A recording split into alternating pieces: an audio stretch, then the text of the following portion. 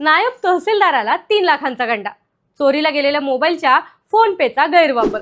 पाथर्डी येथील आठवडे बाजारात मोबाईल चोरीची घटना घडली असून चोरीस गेलेल्या मोबाईलमधील फोन पे ॲपचा गैरवापर करून नायब तहसीलदाराला 3 लाखांचा गंडा घातला गेलाय. आता या घटनेत आरोपीनं तब्बल 2,99,480 रुपयांची रक्कम विविध व्यक्तींच्या खात्यावर वर्ग करण्यात आल्याची धक्कादायक घटना उघडकीस आली आहे.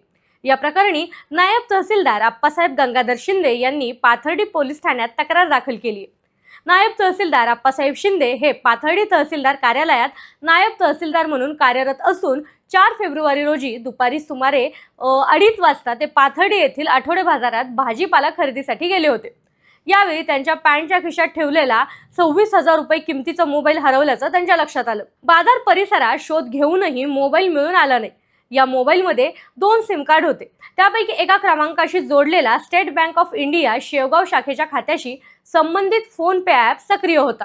5 ते 7 फेब्रुवारी दरम्यान अज्ञात चोरट्यानं फोन पे ॲपचा वापर करून विविध व्यक्ती व व्यावसायिकांच्या खात्यावर रक्कम वर्ग केल्याचं समोर आलंय.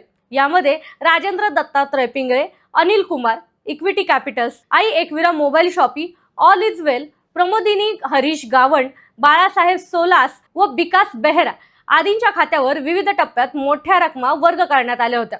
एकूण 2,99,480 रुपयांची अफरातफर झाल्यानं तक्रारीत नमूद करण्यात आलेलं आहे. या प्रकरणामुळे शासकीय अधिकाऱ्यालाच आर्थिक फटका बसल्यानं परिसरात खळबळ उडाली. आता मोबाईल चोरीनंतर लगेचच डिजिटल व्यवहारांचा गैरवापर झाल्यानं सायबर सुरक्षेचा प्रश्नही आता ऐरणीवर आलाय. पोलीस उपनिरीक्षक विलास जाधव हे पुढील तपास करीत आहेत.